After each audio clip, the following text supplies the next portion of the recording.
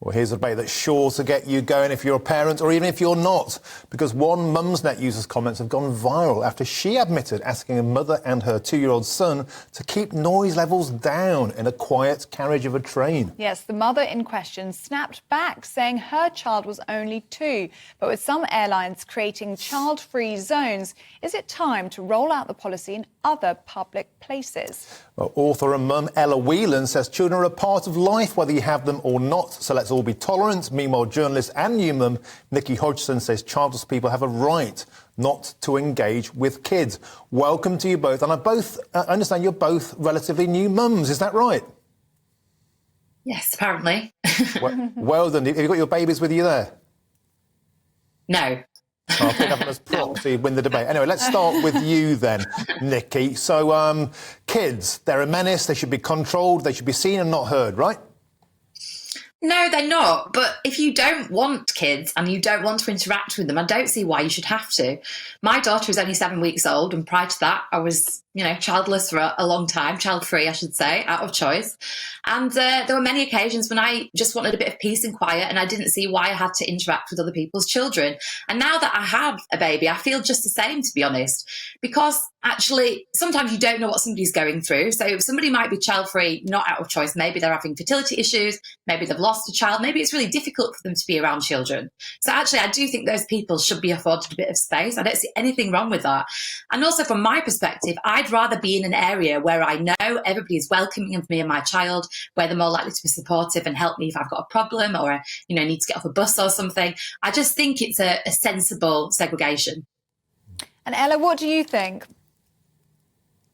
Well, I did have fertility issues. I couldn't have a child for quite a long time, and I loved being around children. I know not everyone agrees with me, but I just thought that it was wonderful seeing mums and their kids.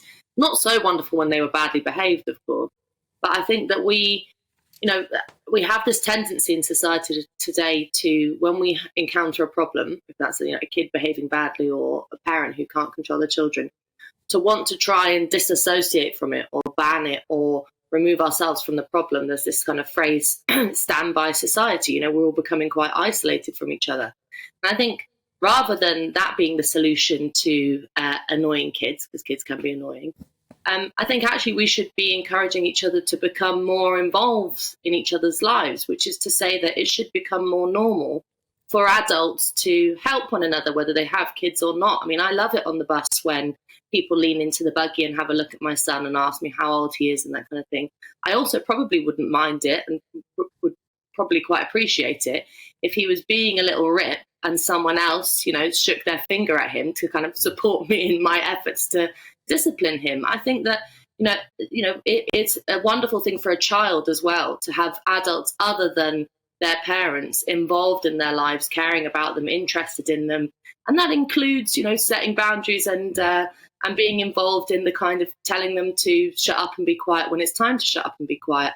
I just think it's a bit dystopian to suggest that we have to have these segregated sections of society for every different kind of person. I don't really want to live in that kind of antisocial society. But don't think this comes down to parental responsibility. I've got a daughter who sits down and draws and she's really quiet. I've also got a son who used to pull Christmas trees over in restaurants. It was very, very stressful. And I see parents all the time these days, especially, I would say, more liberal parents, more kind of touchy-feely parents, let their children run amok in pubs, in restaurants, leaving huge piles of refuse. And I do sometimes say, please, can you control your children? Surely parents have got to take responsibility for kids under their own control. And if they can't, outsiders are entitled to have a say.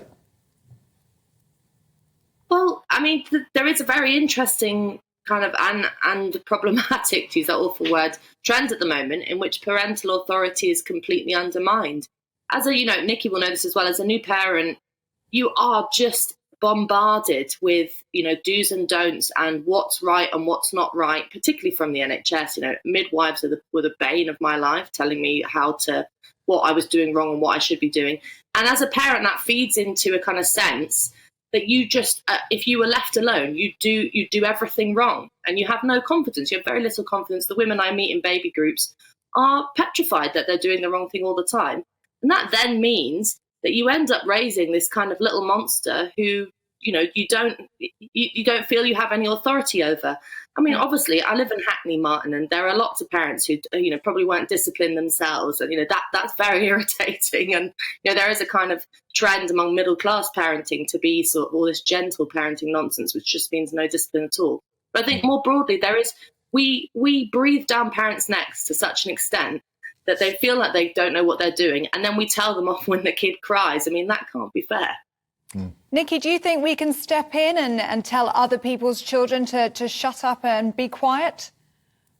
Well, I don't agree with telling other people's children directly to be quiet or disciplining other people's children, because for me, that's a boundary cross. But I think it's absolutely fine in any kind of social setting to say to another parent of a child, do you think you could maybe take care of your child? Do you think you could maybe, keep this space quiet if that's what it's meant for? I don't have any issue with doing that, because you could say that about anything. Somebody's got their headphones on too loudly, etc. You can very politely ask them if they can turn it down. So that's the slight difference that I have. But I broadly agree with Ella. It's very, very difficult now to know how to discipline your child. There's so much fear about disciplining children, but children need boundaries. That's how children feel safe and how they learn and how they, learn to kind of enmesh themselves in society. And what about the area of segregation? I know we all want more freedom of choice. Surely, if there are, for example, child-free carriages, that we have quiet carriages, which often aren't quiet because people don't obey that. What about the concept of segregation? Is that a retrograde step, or is it just freedom of choice? I want to be in a quiet carriage. I want to be away from children. Ella, let's start with you. Well, there are definitely areas of life in which I think children shouldn't be allowed. So I'm actually not a massive fan of kids in pubs after a certain time, because that's a place where adults want to be drinking and flirting and doing all the kind of stuff you don't want to do in front of kids. The same with, art galleries or cinemas, places where you need to have quiet adult contemplation.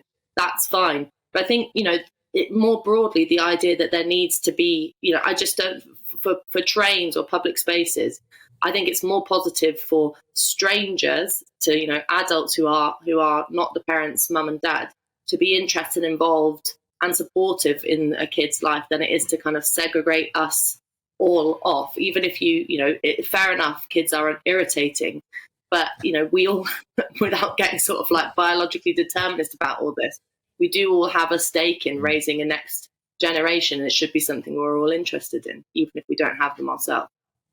So, Nichi, live in harmony together or live separately in peace?